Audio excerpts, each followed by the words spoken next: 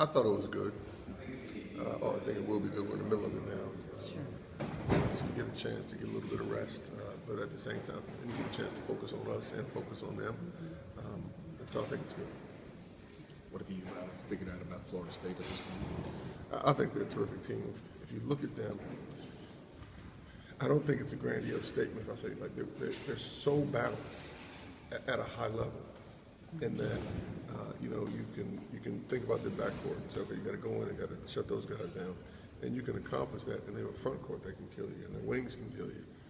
I just think they're very, very balanced at both ends of the court. Where you look at their backcourt, look like shutdown defenders. Their forwards are shutdown defenders, and long and bouncing. And the team across the board is fast and long. And so I just think they're really, I don't know if I'm expressing it the right way, but they're balanced at a high level. Everybody always talks about their size up front. Is there a team that you guys played this year that they remind you of at all with that size? You tell me. Anyone who played this year? Yeah, I was going to say Embiid, but I don't know if that's like one guy. You ask these questions that you can already have the answer to. I just thought about it in a moment. Maybe Marquette's front court when you look at those two, but it's different. It's different. You got one kid 7'1", the other one 7'3", and they are different. One's big, physically strong, extremely physical. The other one's not slim, but his game is different. So, but I think it's important. It's important. What I said initially is important. It's easy because of their size, because of those two players' size, to go and just talk about them 15-15. But then you look at White 10, who's, I don't care what his height is, his arms are down to the floor. He's fast, he's bouncy, he's big. The wings have size, the guards have good size. So they're just a big team. How has Josh helped you prepare in practice for their front court? Well, I think his size, but I think it's different. I mean, I can't sit here and say being on the scout team, he tries to simulate what the opposition does, but I think their guys just much longer, and especially 50 is big and strong like Josh. 15 is different. I asked Markel, whenever you guys are done this season, what's for him next? Has he thought about how does he prepare for whatever his basketball, the next stage of life? And he said he still hasn't quite figured out whether he wants to play basketball professionally or not. Have you had those kind of conversations with him, and what kind of advice do you give a player in that situation with trying to figure out what to do next? He wants to play, and he's going to play somewhere.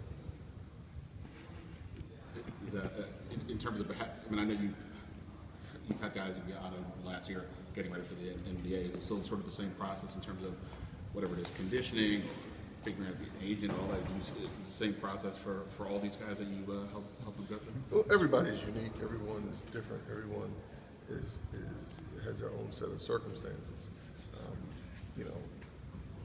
So is it the same? No. Do you worry that your guys, going from the atmosphere they had the other night here in McDonough to Florida State down there, where it's a large arena where it may not be as packed as it normally is, do you think that will affect how you guys play and how you guys fed off the energy pretty well last night or the other night? Well, it's different.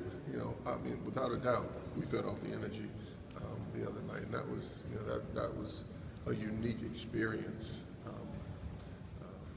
And that would be unique for most teams. Most teams don't play in arenas this small, and you fill them up, and not only was it full, but it was a pretty rowdy group, which was terrific. I want to thank everyone who was a part of that.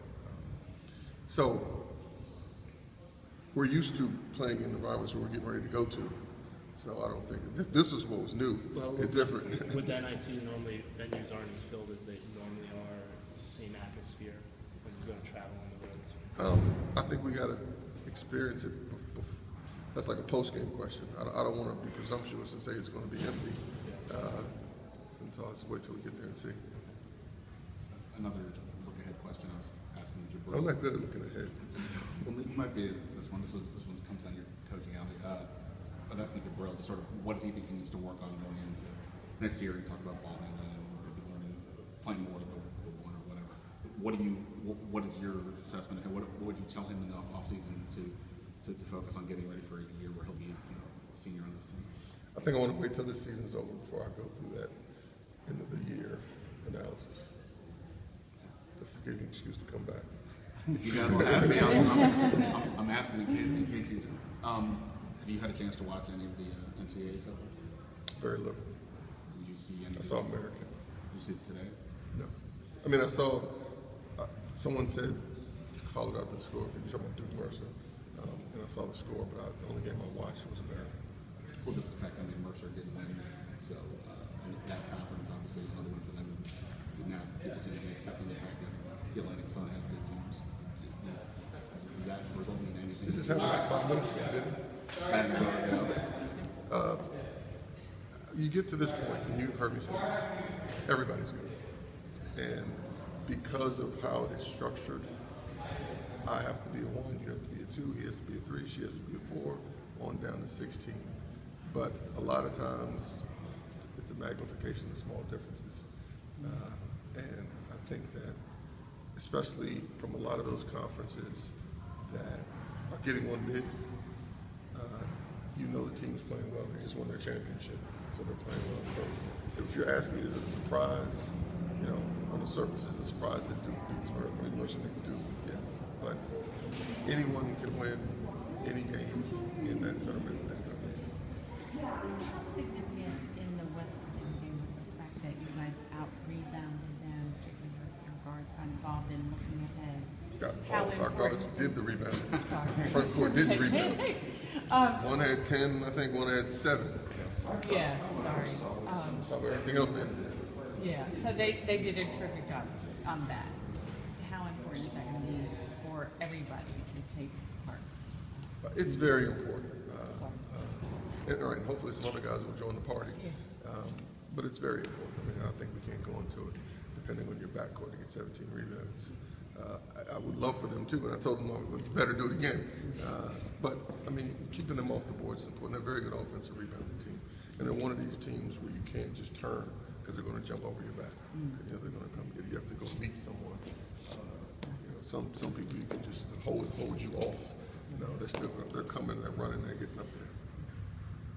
Kind of go off that. Have you been able to put your finger on kind of why your front court has been struggling the past 3 or 4 games?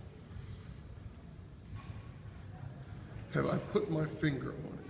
I don't know. Is there one thing that stands out to you? They just have to play better. I'm going to leave it at that. Is it a desire thing? No. Anything else? Would you talk about Coach Jones and what he meant, what kind of figure he's been in DC basketball? Yeah, and you're talking about Will Jones, former coach of UDC, whose service was this morning. He's a legend. He's someone that if you look at from his playing career through his coaching career, you know, maybe other than Pops, I don't know that anyone, I don't want to misspeak here just because I can't think of anyone else, but not too many people have done what Coach Jones has done on all levels, you know, and it was a special time back when UDC was winning those championships and Georgetown was winning championships, and it's a great time. But he's someone that, and you can see it from the service today, that everyone, I felt like everyone that's ever walked into a gym was at the service this morning. So many people I haven't seen in 20, 30 years, maybe longer, were there. And he's touched so many different people just with his personality. I know he's someone, my dad doesn't need anyone to speak for him, but I will right now and just say that he's someone, even though they were contemporaries, that's someone that Pops looked up to, and someone that he respected. As a player, I mean, my dad's a storyteller. As maybe you all don't know, my dad's a storyteller. But he loved to tell stories about Coach Jones and his exploits as a player and what a terrific coach he was. And so he's a legend. He's a legend in this city. That, you know, in one vein, you say he will be missed because that's what you say when people move on. But as the preacher said today, he's touched so many people that he's still here. And he's influenced so many people that in as much as he will be missed, he still lives on. Anything else, guys? Thank you.